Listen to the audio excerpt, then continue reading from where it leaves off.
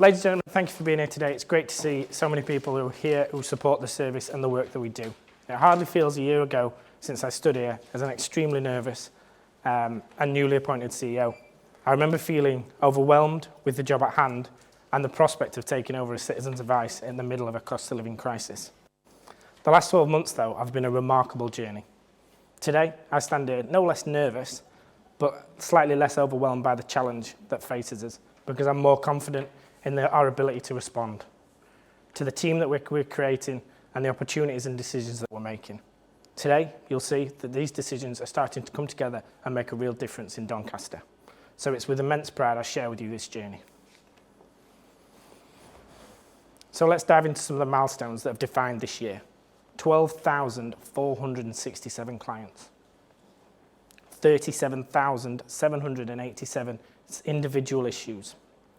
This is a 33% surge from the previous year. So that tells us that there's more clients with more complex lives. We've handled £10 million worth of debt in the last 12 months. This is up £5 million from the previous year. And in regards to income gains for clients, we've made £3.5 million worth of income gains that goes back into clients' pockets and back into communities in Doncaster, making them stronger. We've obtained £494,000 worth of funding from new projects and extensions to existing projects. This really gives us the ability to handle the demand and expand our reach and influence. I was particularly proud to pass our quality and governance audit this year with an improved score. And the AQS award is something that I'm particularly proud that we hold, as it sets us aside from competitors and highlights our commitment to excellence in our field. Our website has undergone a transformation this year, opening up essential access to advice and information to a wider audience. And we're now accessible in 158 different languages. Other aspects of the website, we introduced a benefits calculator and a budgeting tool. These provide essential help and support to clients wanting to manage their finances and check their entitlements. And in a time when things like managed migration are impacting clients, these sorts of tools are essential for Doncaster communities. Another aspect of the website that we're particularly proud of is a client referral tool. This allows clients to contact us without the need to speak to somebody, because often that is one of the biggest barriers facing up and saying, I need help. So this tool allows us to connect with people without that. And the introduction of our partner referral tool has revolutionised our impact and our connections with organisations across the city. It results in over 100 referrals a month. This collaboration has magnified our capacity to address the diverse needs of our communities.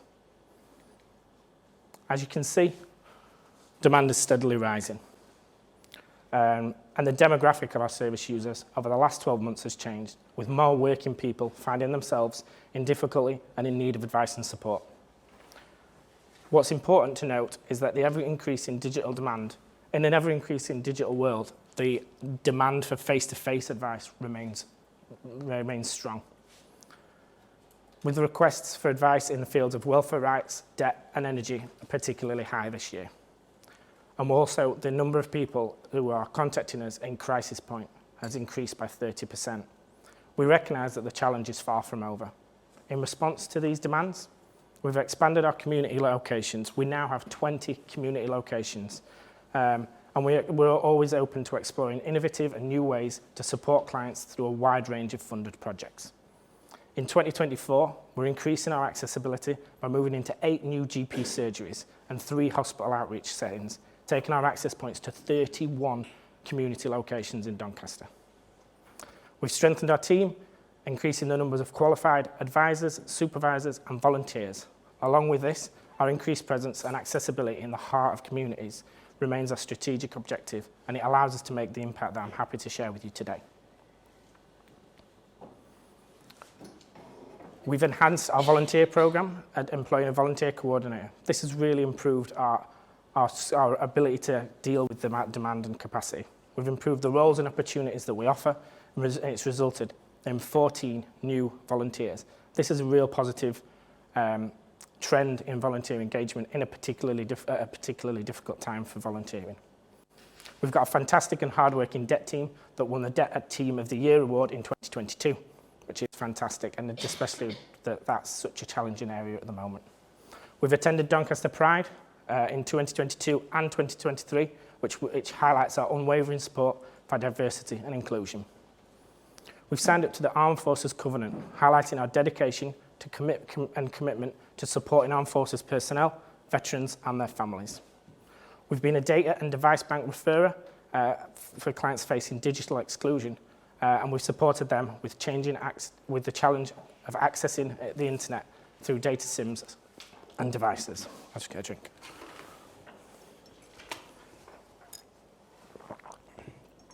We've supported families with emergency food and fuel throughout the year. We've issued 643 fuel vouchers to people who cannot afford to heat their homes. We've supported the relaunch of the Doncaster Advice Network. The aim of this network is to improve awareness and access to advice, sharing best practice and supporting other services across Doncaster, giving people the knowledge and confidence that there is ways forward and we can resolve problems. We were proud to be asked to be part of the Fairness and Wellbeing Commission this year, and we recognise the importance of sharing the challenges and issues faced by our clients and collaborating in a way to make Doncaster a fairer place to live and work.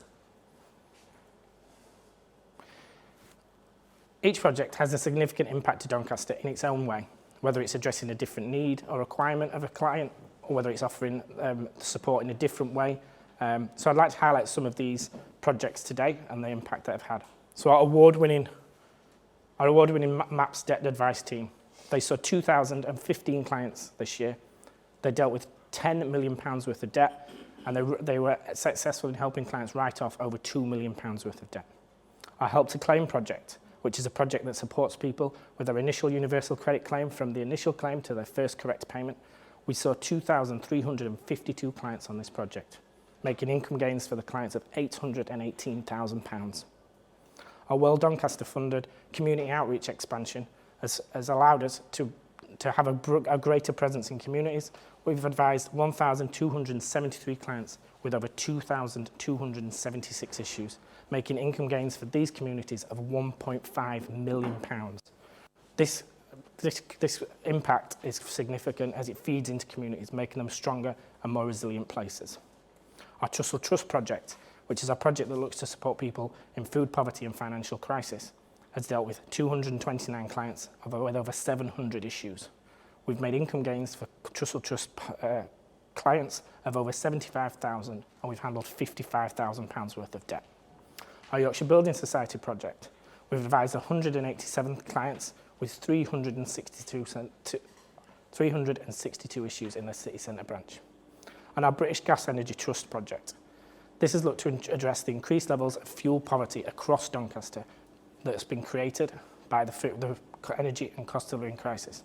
This project has seen 472 clients with 1,754 issues, generating income gains of over £25,000. We've issued 649 fuel vouchers and run 62 energy and community events.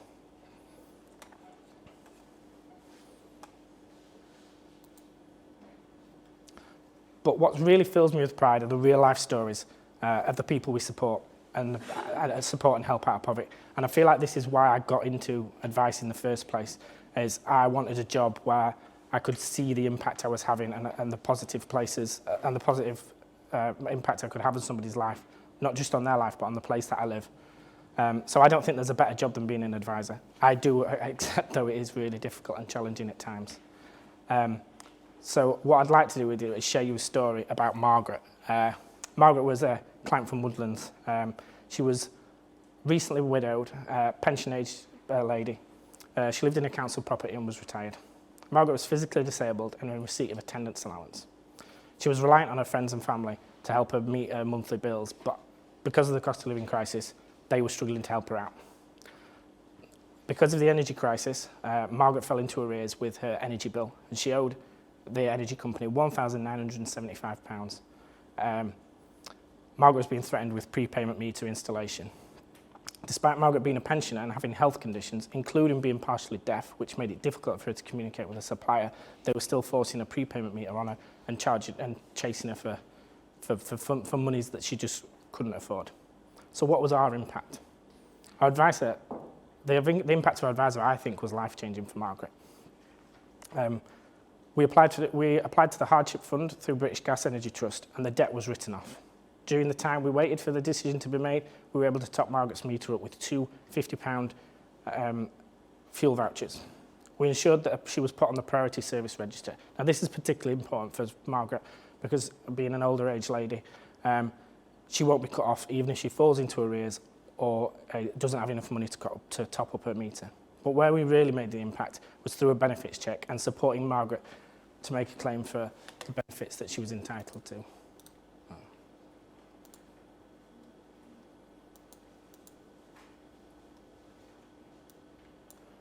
So we helped Margaret apply for pension credit. And as you know, if you've seen me or heard me talk before, pension credit is a massively underclaimed benefit. £9 million worth of pension credit goes unclaimed in Doncaster. So Margaret, we assisted with her claim for pension credit. We also helped Margaret claim severe disability premium.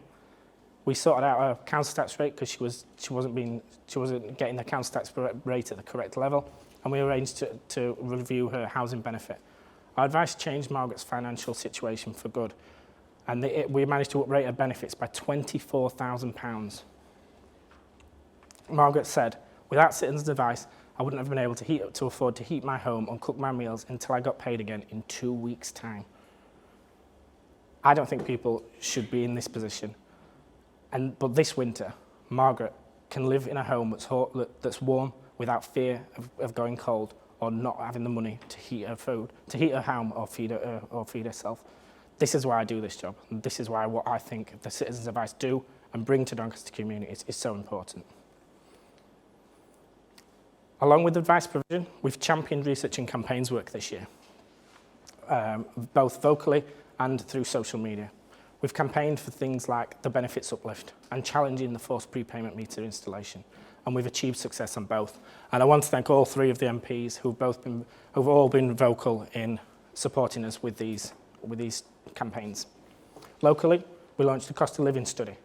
This looked to give participants a voice to share their thoughts and feelings and worries about the cost of living crisis. And we had over 450 people complete the survey. It unveiled a real challenge residents face and the changing demographic of people needing our support and the scale of support that's needed.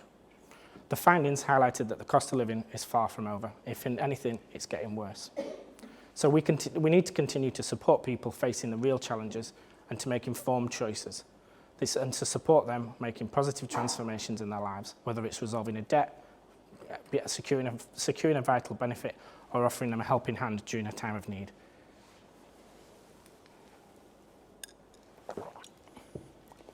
Moving forward, what does moving forward look like? Well, because we're part of the way through the year, I can actually give you quite a comprehensive look at outlay as to what's happening in the next year. So we're joining Doncaster Chamber. Now, we're doing this because of the increased amount of people, in-work people struggling, and we believe that by providing advice and support to local businesses and working with people, we can ensure that our service is more accessible and the impact is more far-reaching and empowering, and it will foster growth within Doncaster's communities. We're delighted to be working closely with the Primary Care Network and launching our new Advice on Prescription project, which will launch in January 2024. This project comes as a result of a fantastic collaboration with Doncaster North PCM, where we look to address health inequalities through advice. This transformed the lives of people in Ascot, and I'm delighted to share with you that because of this collaboration, the project has been extended to 8 GP locations across the city and 3 hospital outreach locations. Our Armed Forces commitment has taken shape as we've improved our volunteering and employment opportunities that we offer to veterans. This has very recently resulted in us being awarded the Bronze Award recognition from the Armed Forces Covenant, which we're really proud of. We recognise the challenges faced by Armed Forces veterans and their families, and we're proud to be making our service more veteran-friendly and exploring opportunities for tailoring further support. Our commitment to marginalised groups and communities remains so strong, and this year we've achieved a long-term goal of being able to employ a BSL advisor, and they will join the team in January. We're really pleased with this as it's a much-needed service across Doncaster. We're also planning to launch an immigration and an asylum seeker advice support project in the new year. We're planning to expand our role into the field of digital inclusion as we're increasingly worried about this problem. Doncaster often, with the problem with digital inclusion, is it often leaves the most vulnerable people behind, and we recognise this and are taking steps to ensure digital equity across the city. We continue to look for new funding streams and look to extend the funding that we already have, as well as looking for new partnerships and we aim to use the Doncaster Advice Network in order to utilise some of this. So thank you, first of all, to everyone who's here today and everyone who plays a part, however big or small, in the impact that we do. It really, really, really does make a difference to the lives of the people that we support. And it's only possible through strong stakeholder support, sustainable funding, and fantastic local collaborations and engaging partnership working. To our funders, I say thank you for your trust and commitment. Your commitment is key to our impact. Let's continue this, and let's ensure that we get bigger and better results as we move forward. To our partners and collaborators, we thank you. Working alongside us, thank you for working alongside us. We look forward to strengthening our partnership as we move forward. On your tables, there are some suggestions cards. So if you work with an organisation or you've got an idea as to how we could work together or collaborate or add value, if you could put that down or you want to make contact in any way, if you could fill those out, it would be really helpful, because I truly believe the impact we make will be stronger if we work together and more impactful if we work together. To staff, trustees, volunteers, thank you. Your dedication, your passion, and your unwavering commitment to this project and this organisation knows no bounds. It's only with your support, hard work, and commitment that we're able to continue to provide the advice that truly matters, improving the lives and fortunes of the people of Doncaster. So I want to take a second to acknowledge that and say thank you to each and every one of you. Together, we'll write a remarkable new chapter of this journey in the coming years, expanding on impressive stories and triumphs and transformations for people of Doncaster. You really are what makes this service great, so thank you. That's it from me.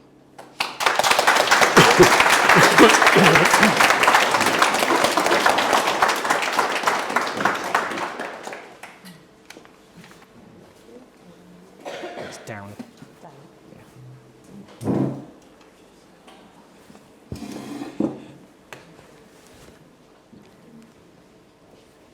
Just got to fiddle about. Oh, I'm on. Can you hear me? Yeah, okay. Hello, everybody. It's really great to be with you all this morning, and thanks to James for inviting me to come and talk to you today. What a wonderful sort of roundup of everything that you guys have been doing over the last year. It's really great for me to be part of this, because I came last year to the AGM and I was in the audience. I saw James, and sort of the work that you've done over the last 12 months is just simply outstanding. And as an ex-Citizens Advice person, both locally and nationally, I know sort of the things that you're struggling with on a day-to-day basis.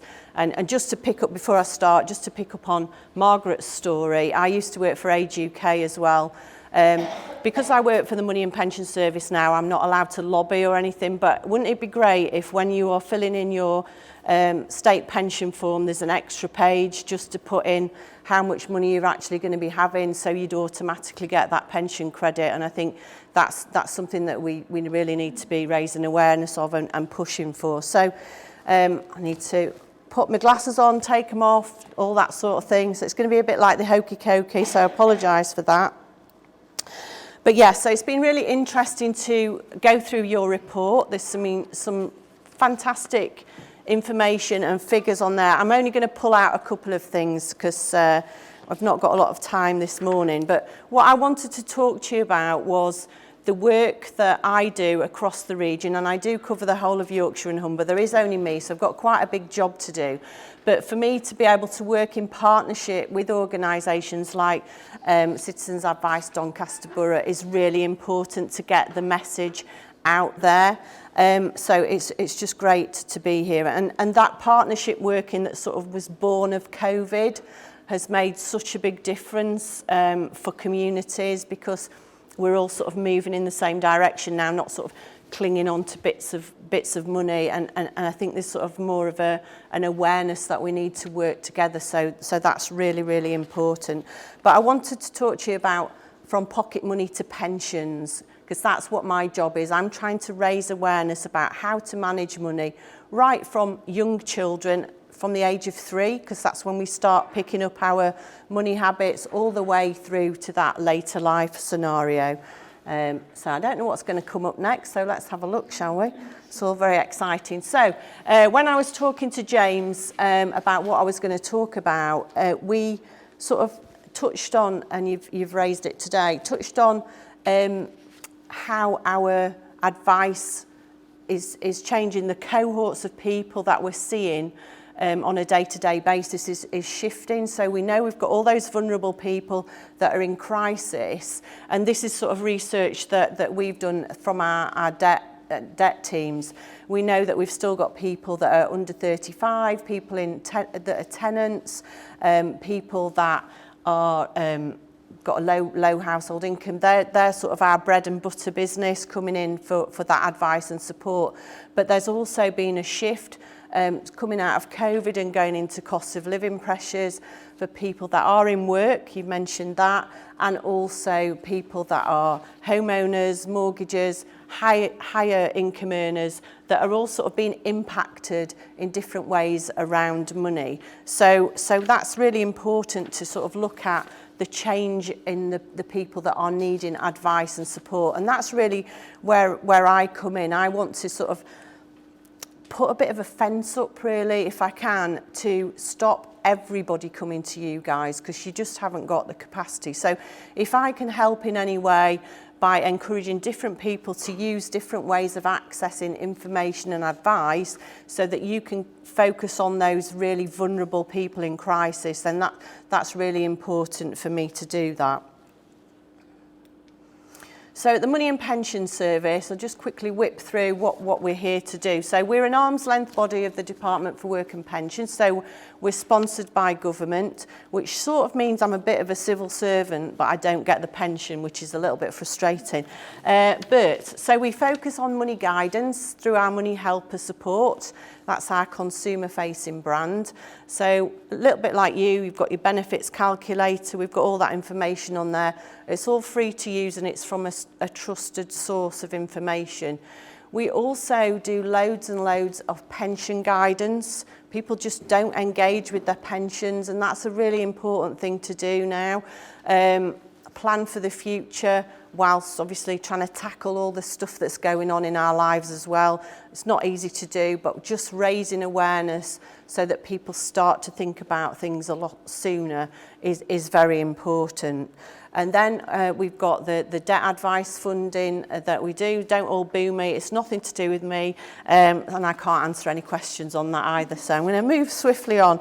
We've also been given the job by the Financial Conduct Authority to support around consumer finance and scams, so we do a lot of work in that area, and we have the UK strategy for financial wellbeing, which was a 10-year strategy.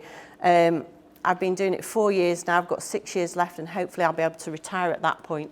But our UK strategy for financial wellbeing, probably can't see this, but I am going to just go through it quickly. We start off with trying to support children and young people. So we want by 2030 to have got 2 million more children and young people to be better educated around finance.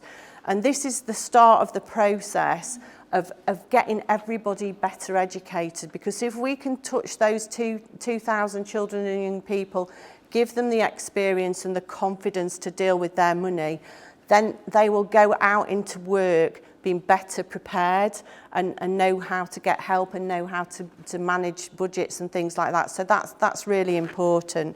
Then we've got, can't see any of this, just a minute. Then we've got Nation of Savers. So again, there's so little financial resilience out there at the moment, and what we're looking to do is try and get people to build up just a little bit of savings, so that if you are sort of hitting those bumps in the road, your washing machine goes, your children need new school shoes, you've got a little bit of spare cash and you're not looking to borrow that. We're also focusing on credit counts and where you can get safer credit from. again, doing a lot of work with the Stop Loan Sharks team, raising awareness in my partnerships with them as well. That's a really important piece of work, trying to get safe forms of credit out there. Then we've got better debt advice, so putting more debt advice capacity into the sort of whole arena, but also trying to get people to engage with their debt again and tackle it a lot earlier. We know that people take up to 2 years to start tackling their debt problems, so we want to just make that a more acceptable thing to do. Go and just sort it out, and that's a message that I try and deliver when I'm talking to anybody about how important that is. And then lastly, of the 5 pillars, we've got retirement, future focus, so planning for that later lifetime. That's a really different landscape now.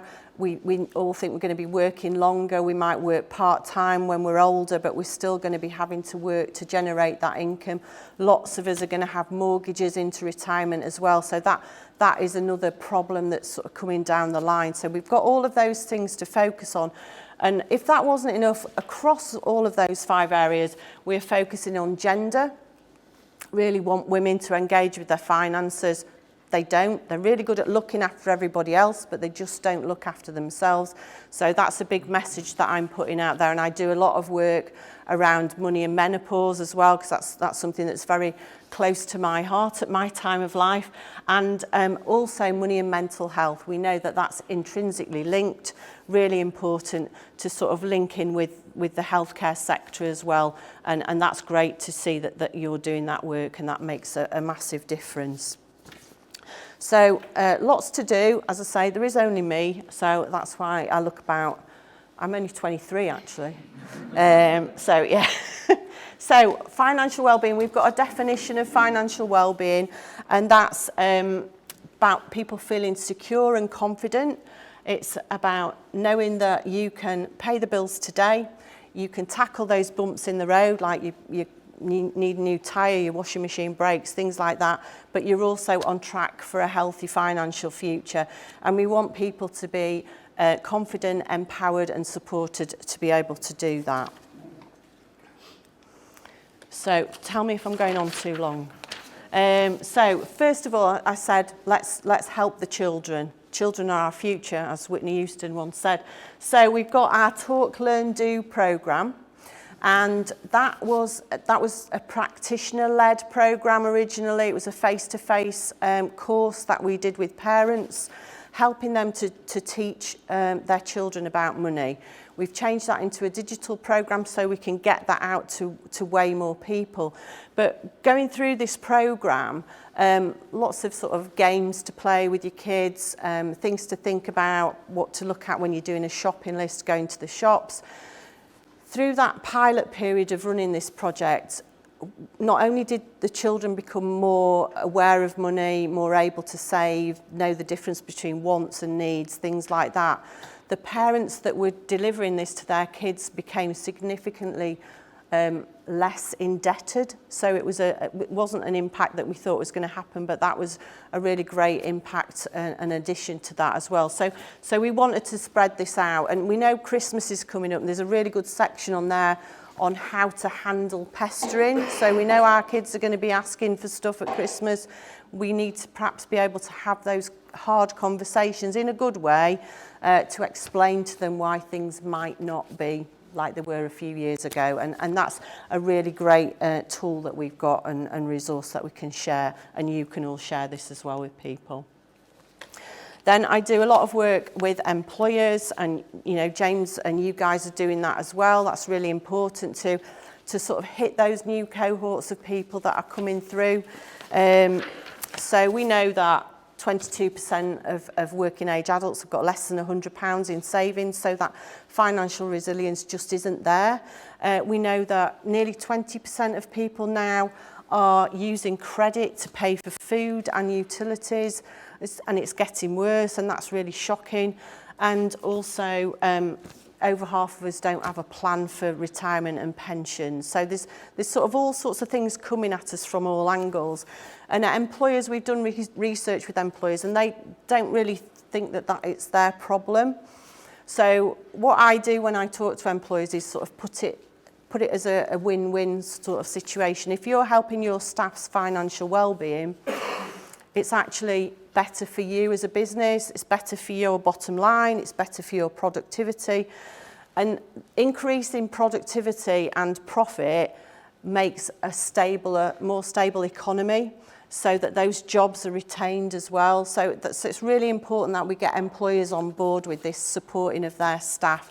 It improves staff engagement and also aids staff retention. So again, people are in a more confident position with their wages and stuff like that. So lots of work going on there. And just something that some of you in the room, not many of you, but anybody that's over 45, between the age of 45 and 65, we've just launched a midlife MOT that you can do. Really useful tool, gives you a snapshot of where you are with your finances, talks about if you've got any credit, if you've got any sort of savings, things like that, also what your pension plans are, but then it can help you make a plan for that later life and focusing on your future that I mentioned. So that's one of the tools that I share with employers that they can embed in their staff intranets and things like that. And then again, not to sort of steal your thunder as well, because I know you're doing that, but we've got a really good guide for employers called the Essential Guide for Employers. That's aptly named, isn't it? But yeah, I work very closely with lots of businesses to get them to engage and support their staff as well. And just lots and lots of ways that Money and Pension Service can help spread the word. And I think the really important thing for me is that I want to go out and talk to as many people as I possibly can, get them, the people that have got the capability and the capacity to self-serve and help themselves. I'd like to enable them to do that using our tools and resources, which means then that you aren't getting absolutely everybody piling into your offices and on advice line, things like that. And you can really focus on helping the most vulnerable people in your communities. So again, it's going back to this partnership working. It's really important that we all work together to support people across the community of Doncaster. So I'm really pleased to be part of that, and it's great to see you today. So thanks very much for listening.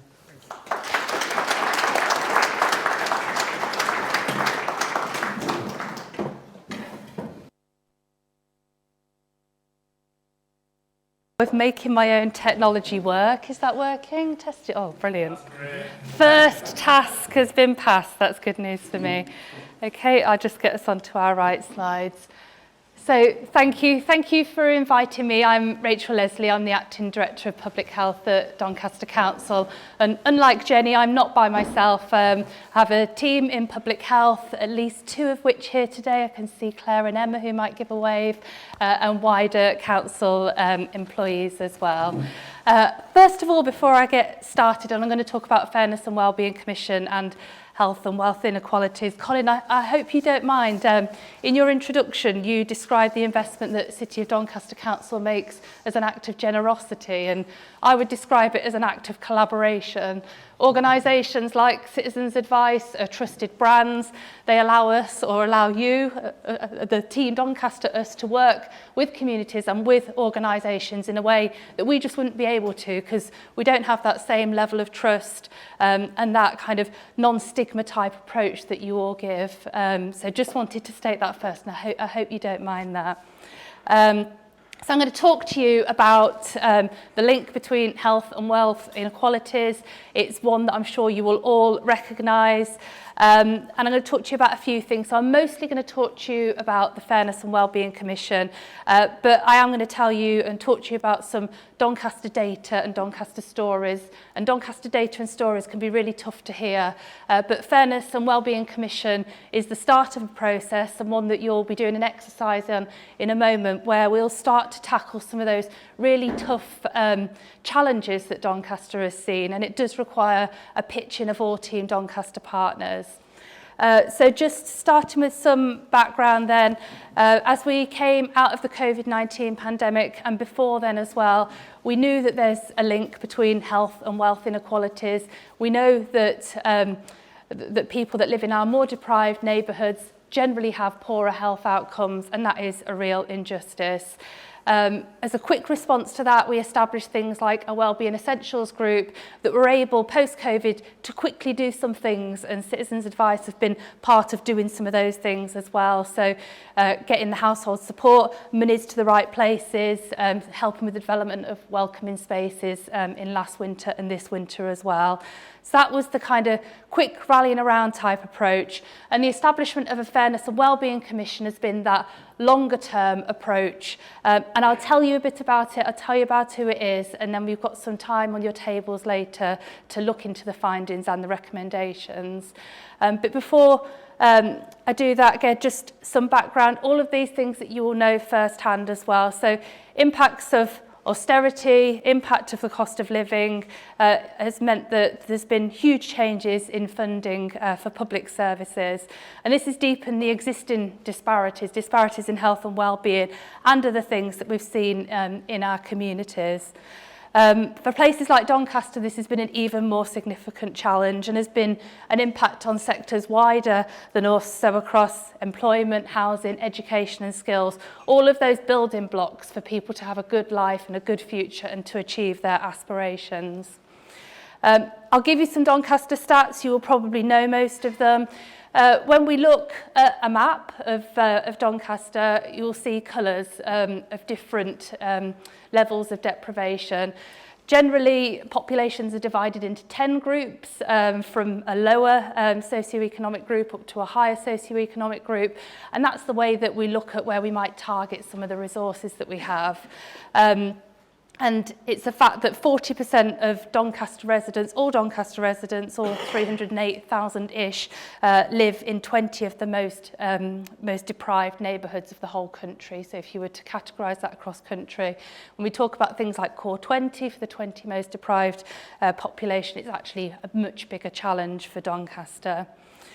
Coupled with things like environmental challenges, so experiences of flooding that we've seen again, a small one more recently, but impacts in previous years, and global disruptions, including things like COVID-19 and the war in Ukraine, have meant that the impacts and effects have been felt much more acutely in places like Doncaster that were already had more vulnerable communities, more vulnerable to financial and other health challenges. So those more vulnerable communities can be hit more harder by things like cost of living crisis. And that impacts health as well. So I'll talk to you about healthy life expectancy. So sadly, Doncaster has some of the lowest healthy life expectancy in the whole country. So when you are called and asked if you're a sample group, how you feel about your health, more women and more men in Doncaster than the rest of the country are likely to describe their health as poor, very poor, or fair, rather than good or very good. We've got 62,000 people with a disability or with a long-term condition which can impact their ability to do the things that they want to do that keep them well, but also to work and generate income for themselves and their families. We've got 28,000 people involved in informal or unpaid care as well that do provide, that are supported and provide a great amount of support for Doncaster, but again, in a position where they perhaps can't earn or do some of the things that they want to do as well. So we talk about the cost of living, but also that increase in the cost of surviving as well, some of those basic things that people should be able to get to, and how can we get to a place to understand actually what are some of the drivers of that and how we can tackle those.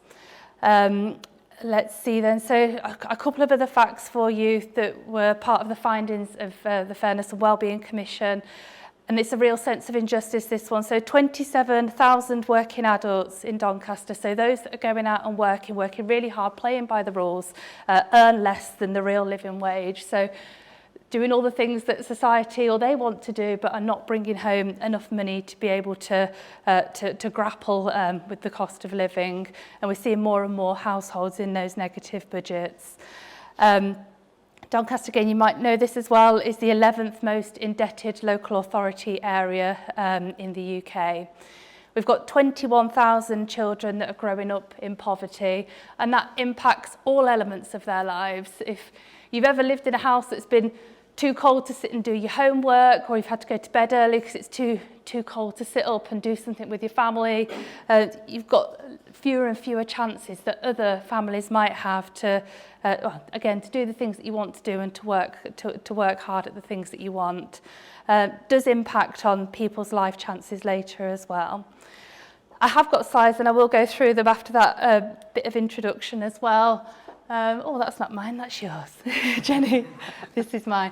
So why a Fairness and Wellbeing Commission, and what have we been up to in this group of sessions that James was part of as well? So Fairness and Wellbeing Commission aims to take a step back really and take that deeper, longer term view of what we can do to make Doncaster a fairer and more equal place to live and to work and to play. And we did a few things. We did lots of things. We did some really simple things and some much more challenging things as well. So we used data, so some of those numbers that I talked to you about, but lots of numbers as well that we've got available to us.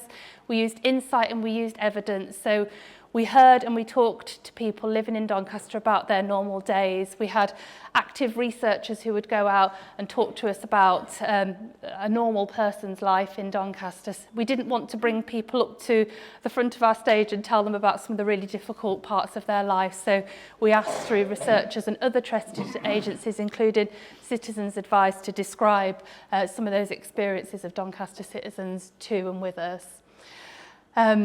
We are in the process of producing a commission report that Claire at the back end and our other secretariat members are very busy on doing, and that will bring together the findings and the recommendations, and the work that you'll be doing a bit later will help us as well in response to those recommendations that have been made. And there'll also be a task to lobby and advocate for change, some of that wider change that will make a difference.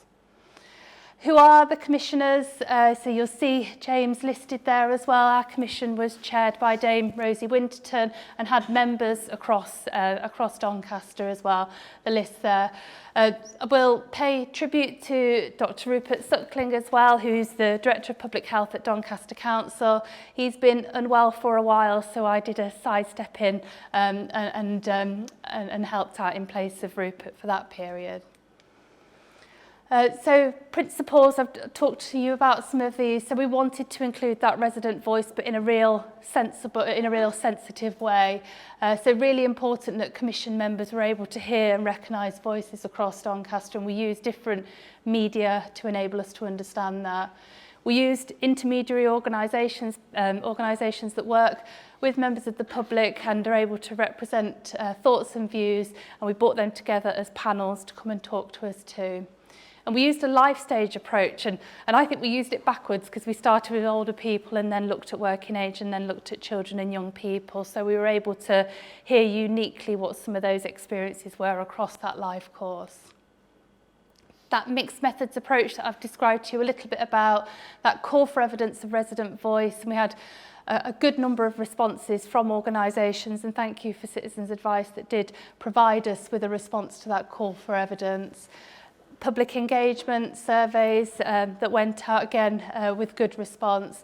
HDRC there, so Doncaster has a health determinants research collaboration that's fairly new, and they were able on our behalf to do a rapid review of the evidence that's available to us.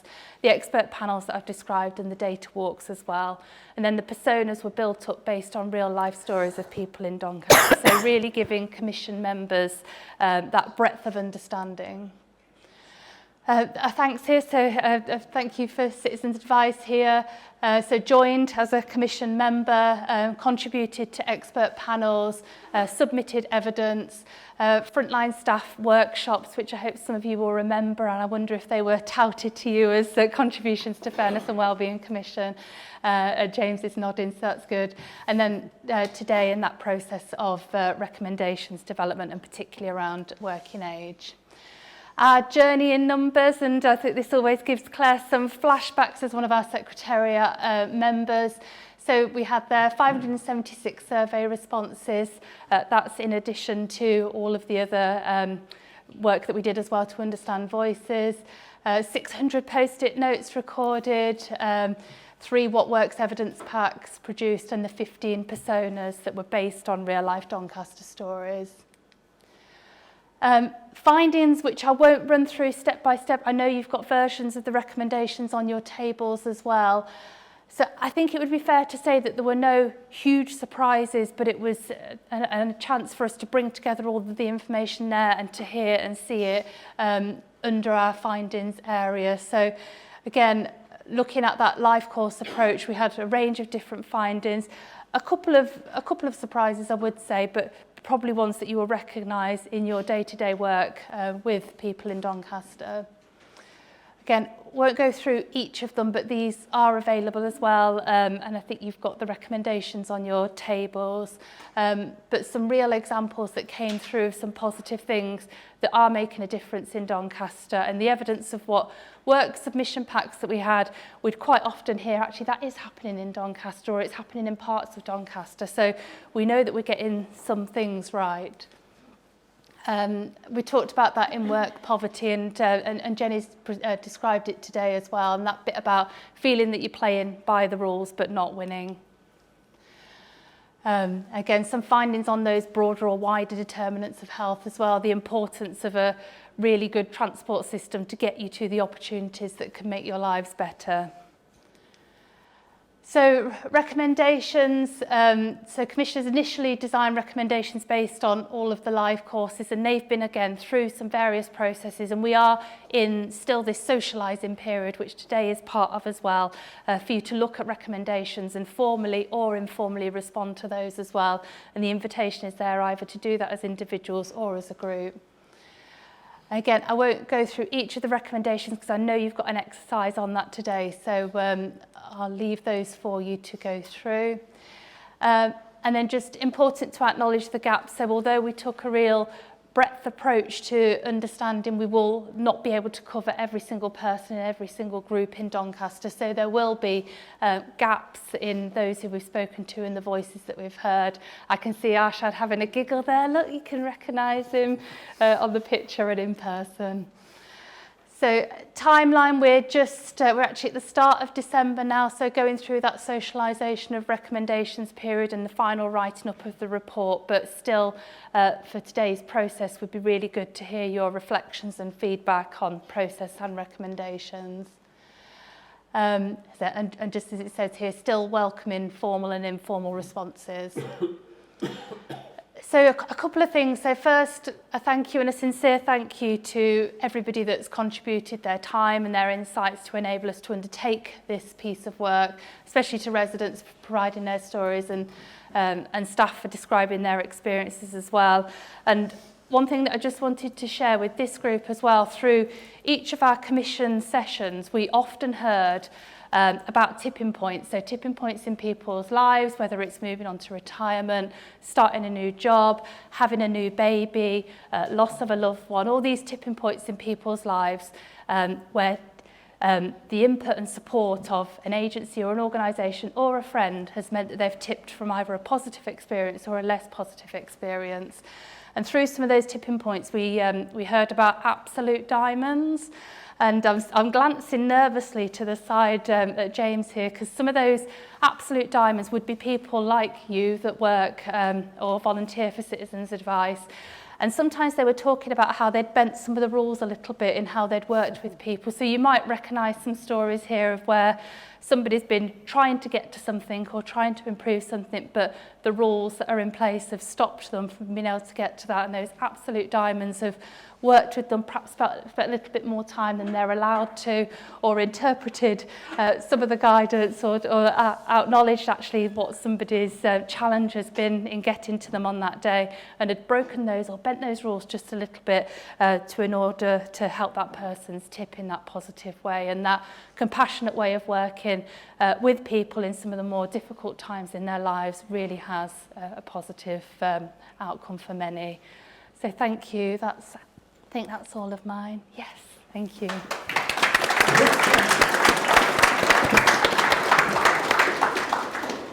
Thank you, Jenny and Rachel, two fascinating presentations there. So we have got an activity, but if everybody wants to get a drink, we'll have like a 5-minute break. On your tables, you've each got one of the 5 recommendations. You could have a read through the questions and try and answer them so that we can try and look at how we put the fairness and wellbeing recommendations into action. Try and think of it, if you work for us, from a charity perspective, how could we implement some of these implements? We'll give you till 25 to, and then if you could designate somebody from each table to just give us a quick bit of feedback as to what your tables discussed and what you thought, that'd be fantastic. Thank you.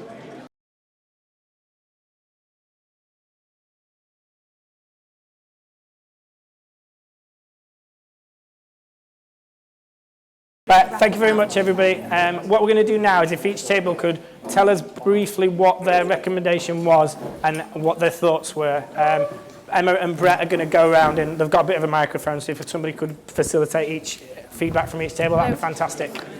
So should we start with Emma? Can we start with your table? Thank you. Or Frank. I'm told to put this and let's just speak into that. There you go. Hello, can everybody hear me? Hi. I'm Frank Horsey. I'm Head of Policy and Partnerships at Doncaster Chamber, so delighted to be here today and really keen to learn about the Commission and also see what we can do as business community to support our community. So it's really great. We had a look at recommendation number 2, early help for life's tipping points in Doncaster. We didn't disagree with, as you might imagine, disagree with any of the recommendations. And the examples of suggested actions really look sensible as we'd expect. So we had a discussion around, what that really means. How do we identify specifically vulnerable groups and isolated individuals? We had an example of those deaf community. Where are the service gaps? We need to do a little bit of that first. Also, we've got family hubs exist, but as far as early help's concerned, how can we work better as a hub across services, access into all services, so better signposting. So if you go into a GP, can you get better signposting into a host of other activity you might need, whether it be legal help, financial help on the site. One of these things that we brought up as well, do we have a definition of what a tipping point actually is? Because a tipping point can be different for every individual, has a different tipping point depending on the circumstances they have in their life. Can clients actually recognise when they're at a tipping point is really important. So we discussed also the really important role of social prescribing, especially around individuals and individuals with needs. And that needs to be a higher profile, as well as peer support within communities and empowering communities to have that peer support to help each other. And so recognising that, social isolation is a really key issue for people at tipping points. So what are they? Life events, bereavements, domestic violence, loss of employment, mental health issues, all depends on the individual. So of all of those things and those tailored interventions, it's really important that trust and confidence is key whenever dealing with a client there. Finally, I'll look at funding. So, is there a role here for more of a review of a local joint commissioning approach, in communities? I've been involved in regeneration a lot of times before I joined this and worked in local government myself as service head, and I've seen things such as New Deal for Communities, if people can remember that from years ago. One of the issues was that was throwing a lot of money around without the community having the capacity to actually do the best with it. So how do we help communities have the capacity to shape their own services to deal things such as this? And it's not just about localities or neighbourhoods, it's also about specific groups that face social isolation as well. So just a few ideas from us around that recommendation number 2. Brilliant, really interesting. Thank you, Frank. I'll move on to this table. Who is your nominated? Are you sure? All right, okay. Well, Thank you. You just need to put that over to you. all right, okay. I know, I think you turned it off. Is this? Hello. No, you don't. All right, okay. Just put the recommendation. Right, so we got the recommendation number 4, equity and access. So we did agree with the transformation of public transport, more so in get into local jobs and that are maybe available. So when I was younger, which was some time ago, we used to have public services like buses were put on by local factories, local warehouses, which are no longer accessible. So what we had is, when you're living outside in Stainforth or Moorends or somewhere like that, and you need to go to, say, like Rosington, where there's the new industrial estate, that you've got to get maybe 2 or 3 buses to get there, which is the time frame in getting to these places is you're having to get up like 3-4 hours before you even get into work. It's quite mad, really.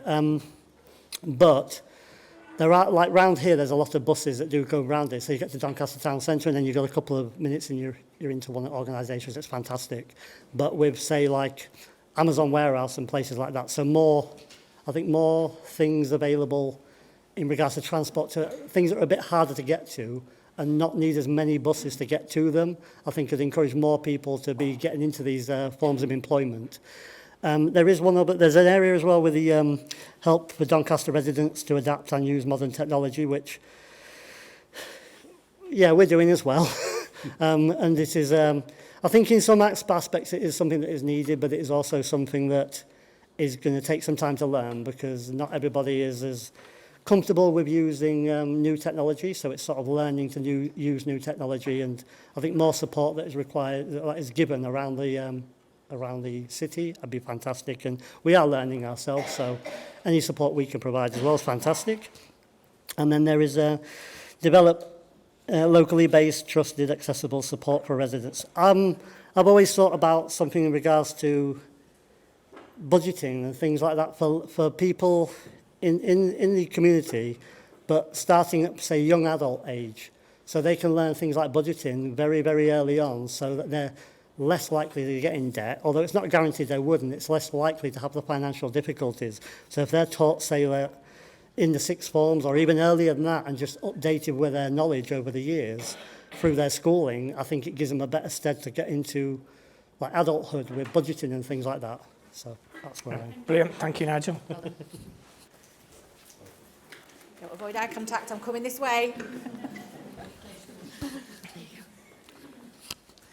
Okay, so our group was looking at recommendation number 3, which was tackling in-work poverty.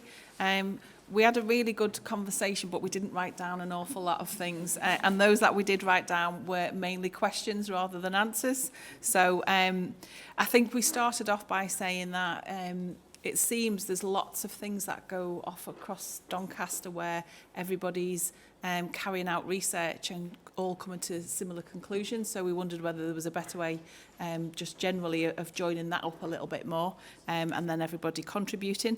And that said, we were also thinking about the recommendations for the Commission and how that's going to be delivered in communities, because each community is slightly different. So we're wondering about what the delivery arrangements of that's going to be.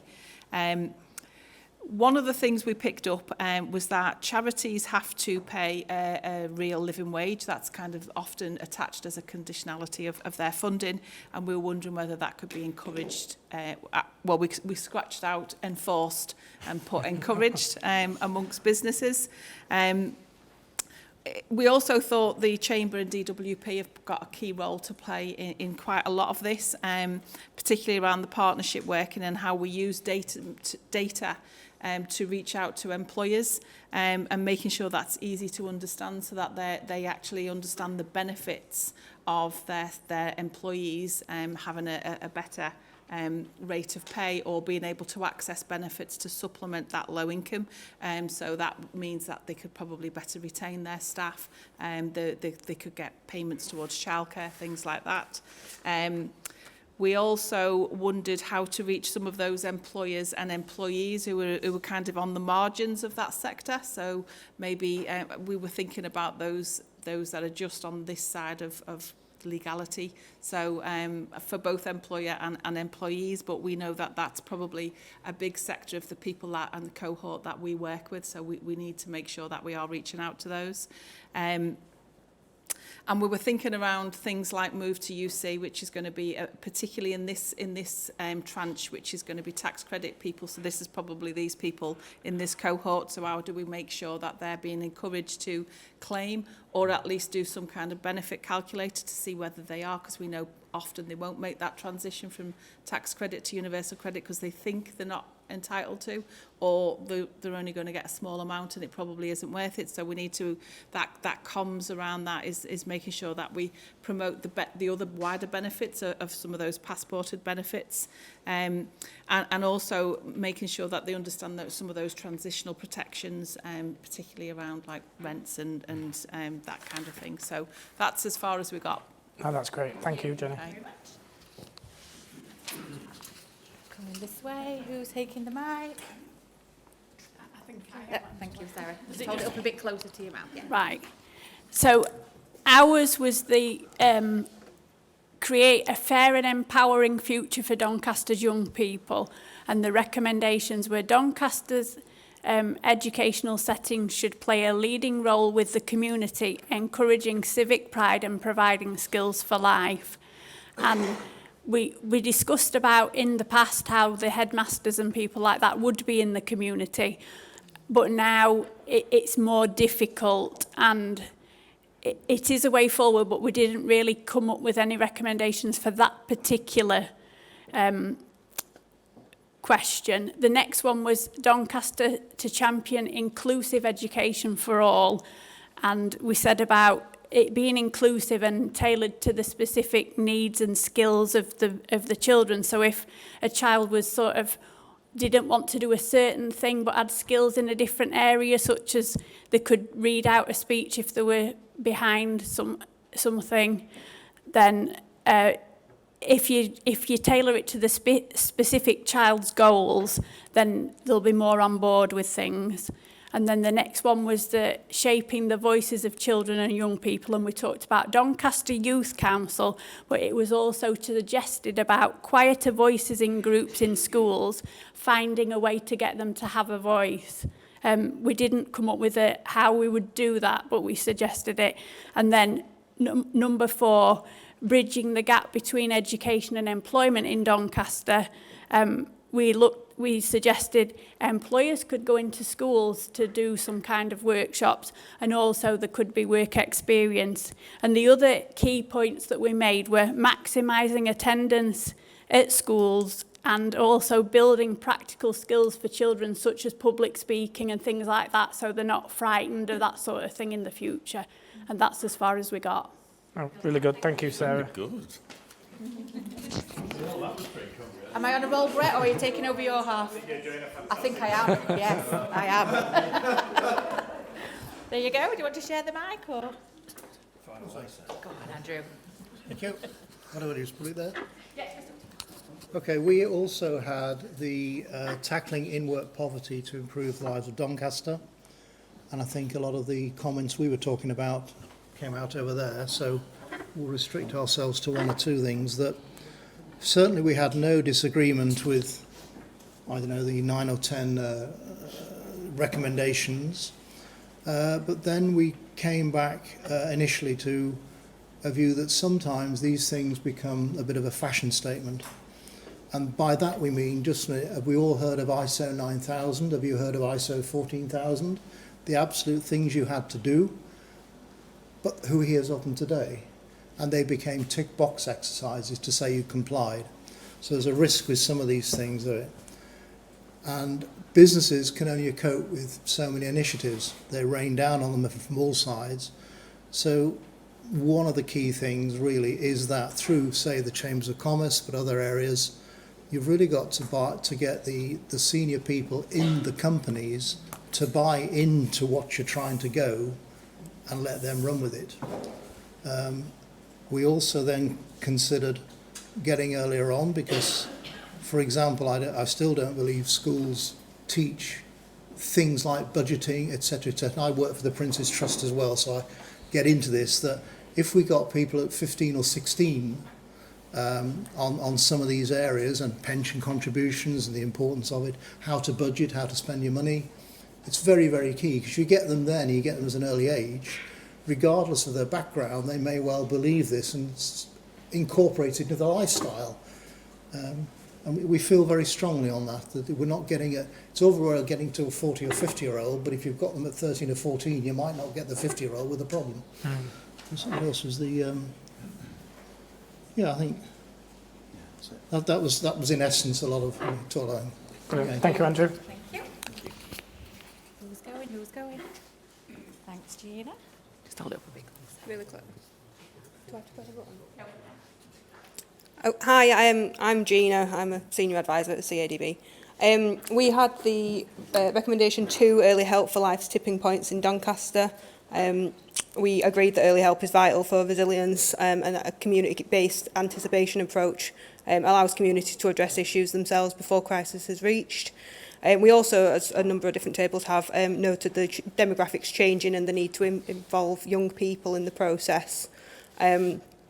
Some sort of suggestions. We're quite a CADB heavy table with the exclusion of this gentleman, so we have focused on more of what we would be able to do as a charity ourselves. We talked about diversifying the outreach workforce to include younger people, people from other cultures, languages and lived experience. We talked about producing materials in a range of languages and accessibilities, again to make sure that all the different demographics could access it. Training advisors in trauma and resilience to allow us to sort of overcome the barriers that creates in people accessing support. From volunteers, it was suggested perhaps having someone like a local sports team or sports people supporting that and sort of influencing people to join us from those younger demographics.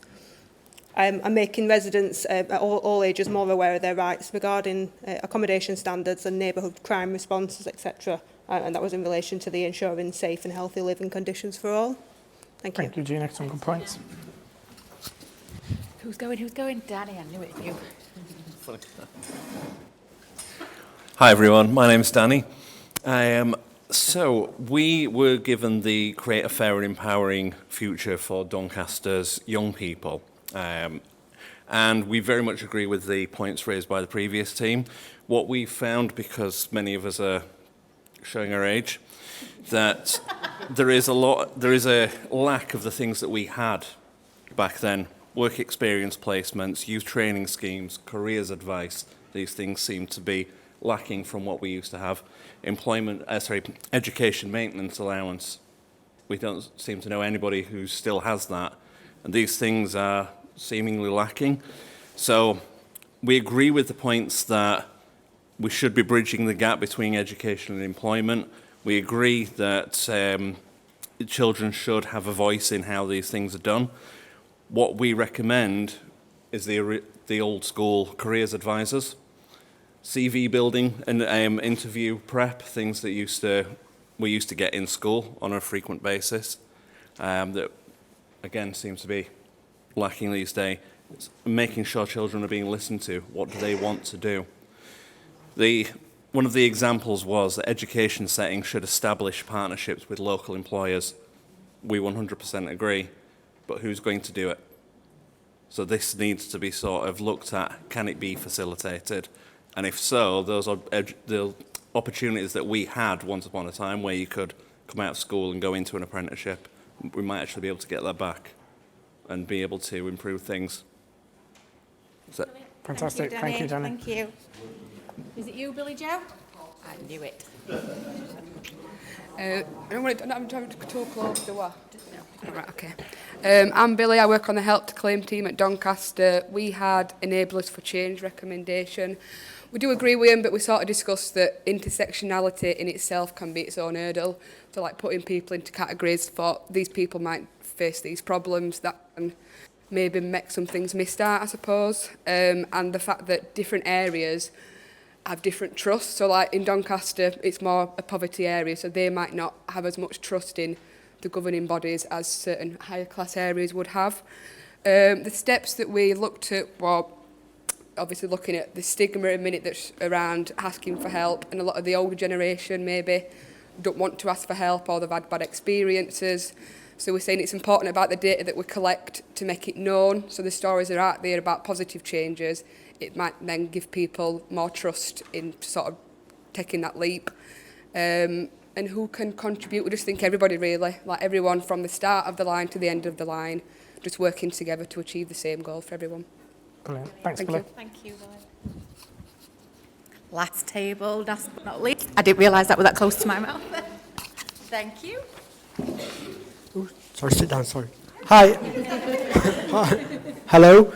We were given a recommendation before equity and access, and we agreed with everything, but our suggestion with regards to the adopt a comprehensive strategy to bridge the digital divide, we suggested employ specialist companies and also get in touch with the National Data Inclusion Network, because they can provide you with free SIM cards and mobile devices. Brilliant. Thank you. Thanks everybody for your feedback and the recommendations. That was really interesting, and it's telling that all of the themes from the tables are of the same sort of ideas and things. So thank you for doing that. Really appreciate it. I'd like to now pass you on to Colin for some closing remarks. I've been told I've got to move from here because if I stay here, I'm not on the television. So I will move from here. But I better do what I'm told.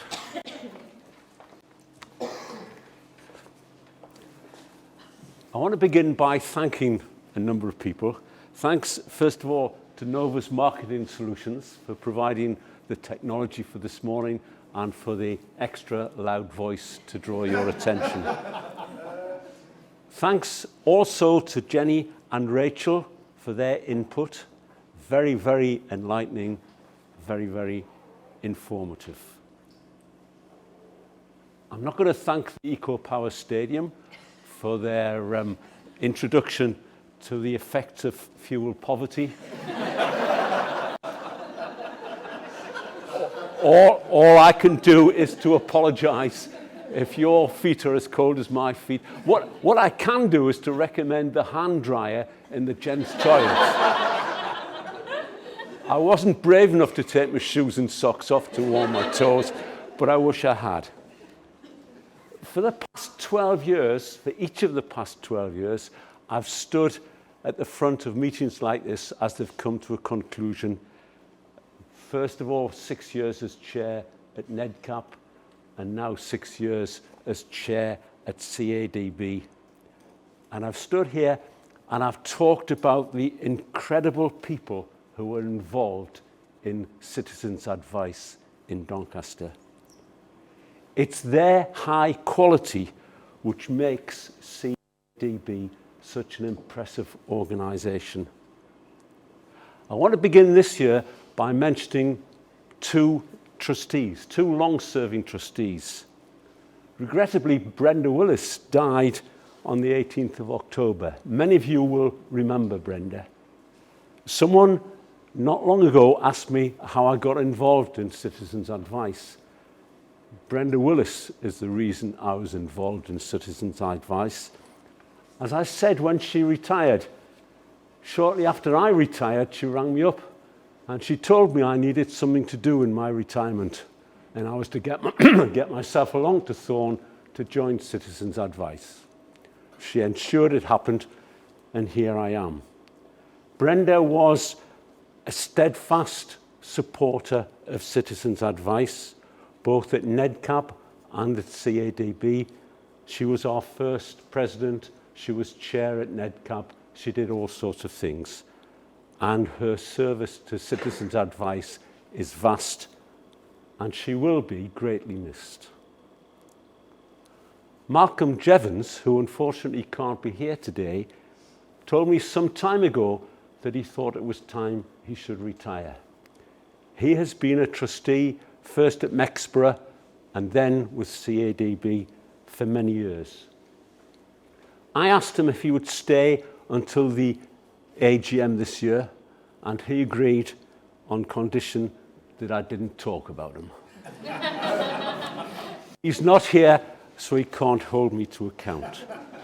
But I have to say that he has been a long-standing servant of Citizen Advice. He was chairman at Mexborough. He became our first vice chairman. I've always valued his commitment, his support, his loyalty, and I wish him well for a long and happy retirement. I want also to extend my thanks at this point to other trustees. Being a trustee sometimes almost appears to be second, third rate of importance. It's not. It's a very important role, and people occupy it and play a full part in supporting Citizens Advice. So thank you to all other trustees. And finally, to the people who really make it happen, the workers. Whether they're paid or volunteers, whether they're admin or providing face-to-face support or support over the telephone, it's irrelevant. They're all members of an incredible team, so ably led by James, and it never ceases to amaze me how the members of that team respond to the challenges they face. I've said for many years that those challenges will go on growing, and they have. My admiration for your work is immense, and I am proud to have been associated with you. Thank you for all you have done, and long may you continue to do it. At this stage, I want to mention one particular member of staff, because today is Sarah Robinson's last working day as a member of our team. Sarah has been a long-standing member of Citizens Advice, a star of television. We're sad to see you go, Sarah, but we are extremely grateful and thankful for all you have done. We hope that you can enjoy your retirement, even though it brings you further burdens. But thank you.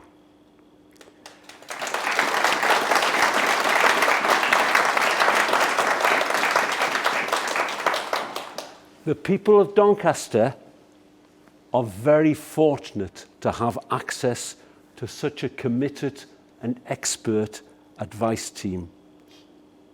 Thank you for all you do. Thank you for your attendance here today and for your ongoing support. And at that stage, I declare this meeting closed.